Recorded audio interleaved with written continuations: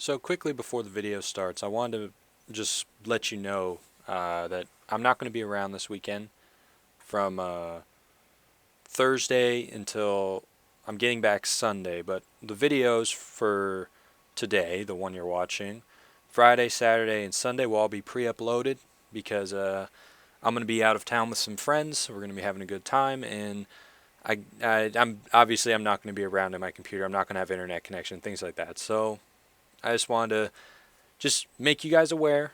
I know it's short notice, but just there you go. It's out there. So I hope you enjoy the videos, and I will see you all again on Sunday. Well, hello there, and welcome back to War Thunder. I'm Corny Swiss, and today we're driving out on Mozdok.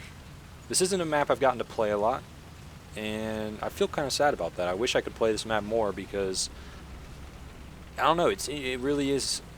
I say it about a lot of things, but it's interesting. And in this video, I kind of want to talk about what my early impressions are and things like that. Kind of what I've seen as the early, if you want to call it metagame, if you want to call it rules of engagement, whatever you want to call it. But I'm just going to take the opportunity to talk about that through the course of this replay. So in my opinion, Mozdok it's basically two ridges, facing each other with a road running down the middle. You can see it on the mini map there. The southern team pulls up to this ridge ahead of me, sits up there. The other team pulls up to their ridge, which is like a combination of hills and such things. And we basically just fire at each other, just all day long until someone dies.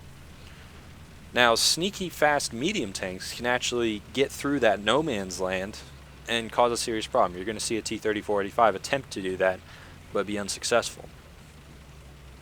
But now in the southern part of the map, that's where I've driven. I think I've played 5 games on this map. This is the 5th one. 2 of the 5, I was in the southern part of the map, and I did what our team is doing down there, and I rushed up over the along in those ridges and gullies and things like that to try and basically flank around and flank this entire ridge bit. There's that T-34-85 down there. First shot, I think it hit his turret, got a little bit of his gun. But this is where I think the Russian tanks are going to have an advantage, is when you want to cross that no man's land, when you want to, get on the flanks in the north. That's where Russian tanks are going to have the advantage, because their spawn is slightly closer, as you can see. It's kind of like a parallelogram where it's kind of rotated, which would favor the northern spawn being able to take their fast tanks and push across the northern part of this field and flank the entire ridge here. However, we have a medium tank that's thought of that, and he's actually sitting over there already. And the tank I'm driving, the Panzer 470, is, I think, one of the best tanks to drive on this map at its tier. If I had a choice to come onto this map with a tank, I'd either take the Ferdinand or this tank. Mainly because this tank is a low-profile machine, has a rapid-firing gun, a punchy gun at range, and its armor layout really is effective for dealing with the guns it faces. The Ferdinand, I would say basically the same thing, except the mobility suffers.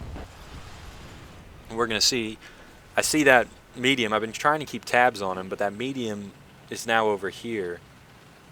And what I decided to do here is go back down this ridge and then reposition over in those trees and try and use that as a little bit of concealment and also prevent the medium from flanking everybody. Because behind me is literally the whole team, except for a couple, I believe a tank destroyer and a heavy tank are down there on the southern part of the map. Can't see the icons very well. But by the time I get here, he's going to be either taken care of or just not here. We have a Panther who's just hanging out over here. But this gives me another opportunity to talk about kind of what to expect from this map. You can kind of see on the mini-map where they've been spotted. That's their ridge. We stay on our side, they stay on their side type thing. The ridge is about 1,000 meters. Like that tank right there is about 1,000 meters away, between 800 and 1,000 meters. So that's kind of the general combat range you'll have on this map if they're directly across from you, is about 1,000 meters. What does that mean? I believe that's going to favor German guns. Mozdok and Poland are both, maps that really favor, I think, German guns to some degree. Kursk is really interesting. Nowadays, I'm not sure. I think Germans, if they stick together and present just a wall of fire, will win.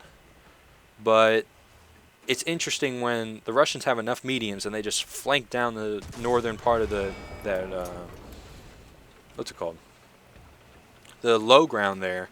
They can actually just get under those guns, flank up around, and just kill everybody. I've seen it happen where they've all died. I've seen it happen where the German team is able to kill them all before they get there, and I've seen it where it just sort of stalemated, everyone's dead, and then it comes down to the other part of the map, which is a toss-up in my opinion. But I don't know what actually happened in this game where all of a sudden my rate of fire is so low.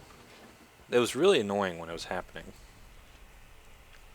But on the minimap you can kind of see what the general strategy is from the south. You see how those two tanks are now basically pushed up and flanking the entire enemy position and basically hemming them into this part of the map, which is perfect for German tank destroyers like myself in this game, because I can just sit here, weather their return fire because I'm confident in my armor, and then just keep hammering home with my rate of fire, which would have been nice to have my whole rate of fire, but something happened. I think my gunner maybe got wounded or something of that nature. But that Martyr 3 is basically going to run up there and execute the shit out of this guy. Ready, set, get him. Got him.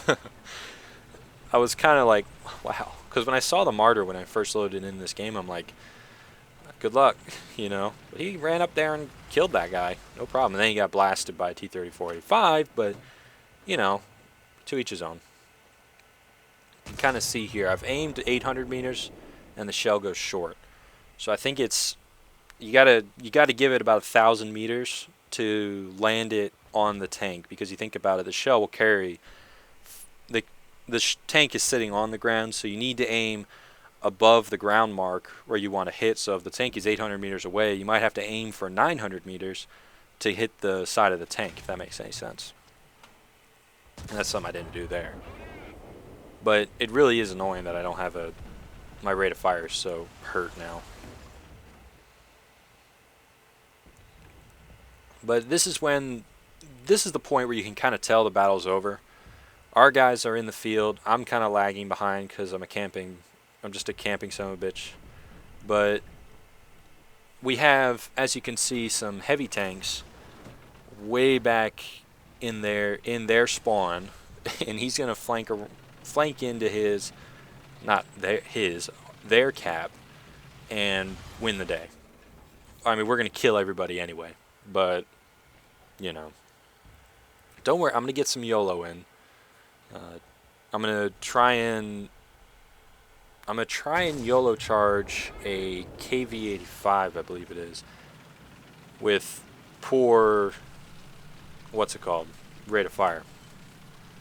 But at this point, the battle's essentially over, because we've weathered their fire, we've knocked out their tanks, and now we can just rush across the field, get up on their ridge, and shoot them all as they lay out in front of us.